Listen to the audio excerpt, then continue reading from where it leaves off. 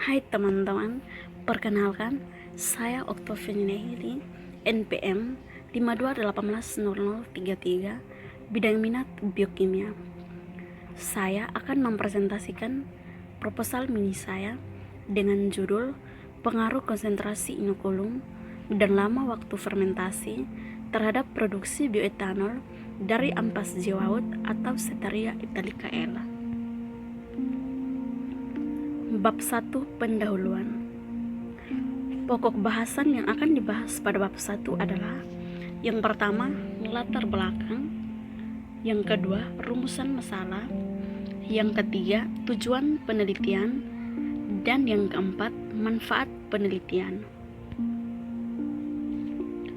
Latar belakang.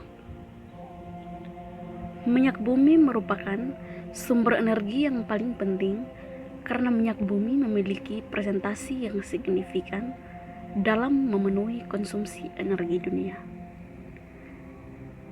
Tetapi, seiring berjalannya waktu, kebutuhan masyarakat semakin meningkat sehingga Indonesia mengalami penurunan produksi minyak.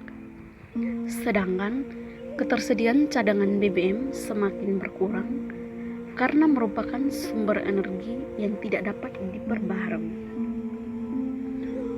Oleh karena itu, diperlukan bahan baku lain yang lebih efektif dan efisien, yang tidak berfungsi sebagai bahan pangan saja. Salah satunya adalah ampas jewawut. Karena dalam ampas jewawut terdapat kandungan selulosa yang tinggi. Pada ampas jewawut ini akan diolah melalui proses hidrolisis asam klorida untuk menghasilkan bioetanol.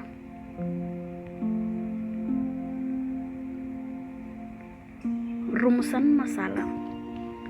Berdasarkan latar belakang di atas, maka perumusan masalah dalam penelitian ini adalah: pertama, berapa konsentrasi bioetanol optimum melalui proses inokulum; yang kedua, bagaimana pengaruh konsentrasi inokulum dan lama waktu fermentasi terhadap produksi bioetanol dari ampas jewawut atau Setaria italica L.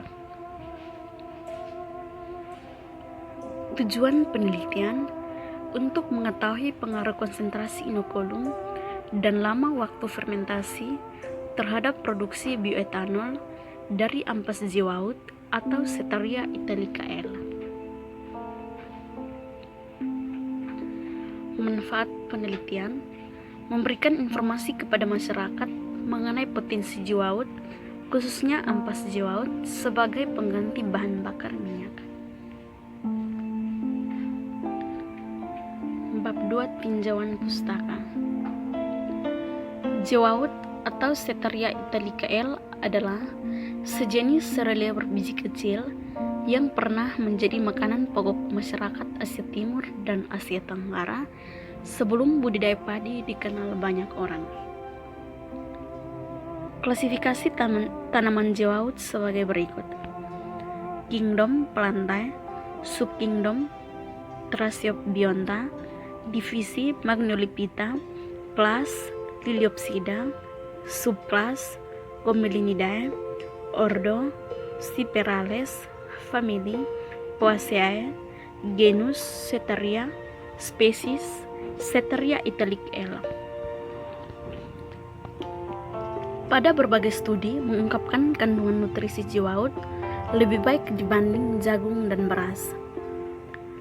Kandungan gizi pada jewawut meliputi karbohidrat 84,2%, protein 10,7%, lemak 3,3%, serat 1,4%, Ca 37 mg, Fe 6,2 mg, vitamin C 2,5, vitamin B1 0,48, dan vitamin B2 0,14. Metode.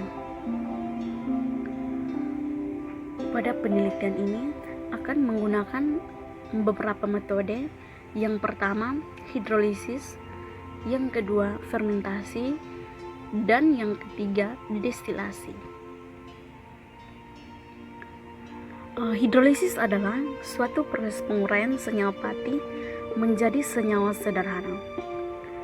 Pada proses ini, molekul pati yaitu glukosa hidrolisis dilakukan dengan bantuan katalis asam sehingga larutan harus dinetralkan dengan basa, dan garam yang dihasilkan merupakan garam yang tidak berbahaya.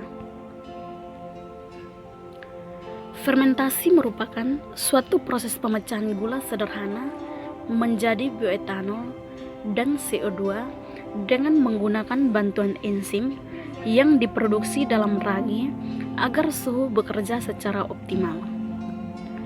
Faktor-faktor yang mempengaruhi fermentasi antara lain pengaruh inokulum, waktu, suhu, dan konsentrasi. Destilasi atau penyulingan adalah proses pemisahan cairan dari campurannya menurut perbedaan titik didih atau kemampuan penguapan zat.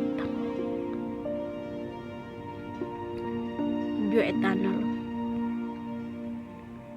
Bioetanol dengan rumus kimia C2H5OH adalah cairan biokimia pada proses fermentasi gula dari sumber karbohidrat yang menggunakan bantuan mikroorganisme.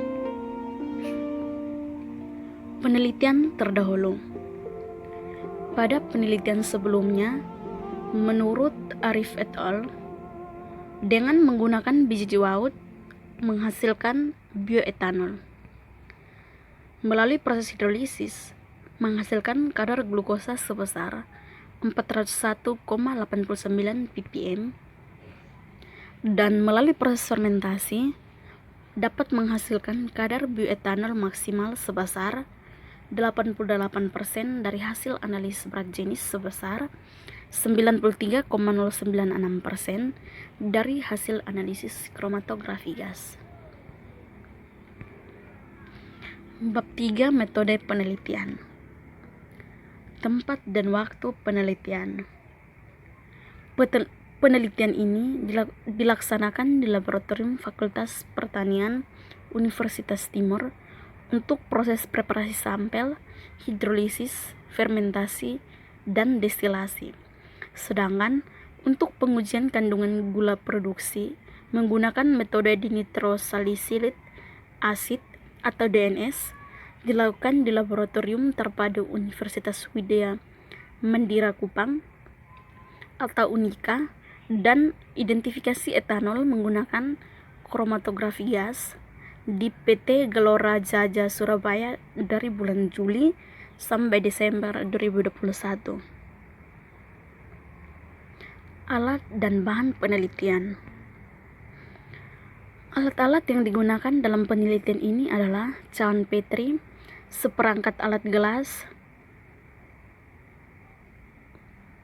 pengaduk magnetik, tabung Falcon ukuran 15 ml, neraca analitik, dan kromatografi gas. Bahan-bahan yang digunakan yaitu ampas biji jewawut yang diperoleh dari Kabupaten Melaka, ragi Saccharomyces cerevisiae, asam sulfat, air suling, pepton alkohol 70%, magnesium sulfat, amonium sulfat, dan glukosa.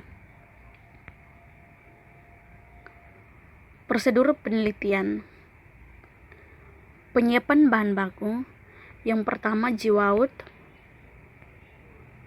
digiling, kemudian diayak dan mendapatkan bubuk jewawut. Yang berikut hidrolisis. 10 gram ampas jewawut dimasukkan ke dalam Erlenmeyer 500 ml. Kemudian ditambahkan larutan HCl 2% sebanyak 250 ml. Lalu dipanaskan.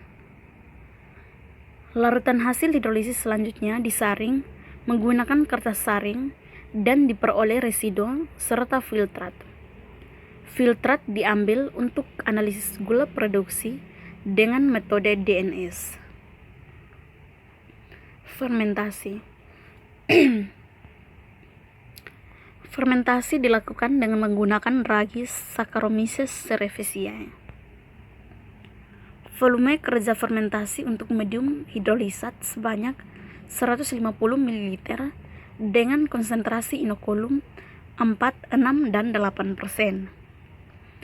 Hidrolisis ampas jewauд terlebih dahulu dinetralkan untuk analisa gula produksi, lalu dimasukkan media fermentasi dan diautoklav pada temperatur 121 derajat Celcius selama 30 menit.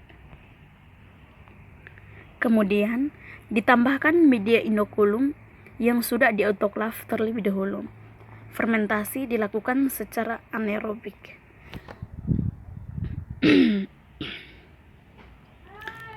Medium fermentasi menggunakan aqua sebagai pelarut. Fermentasi diatur pada pH 4,5 dan temperatur 30 derajat Celcius menggunakan HCl2 mol. Proses fermentasi dilakukan selama 5, 6, dan 7 hari. Destilasi. Hasil fermentasi kemudian dimurnikan menggunakan proses destilasi. Lalu dilakukan uji kadar etanol menggunakan kromatografi gas. Daftar pustaka. Sekian dan terima kasih.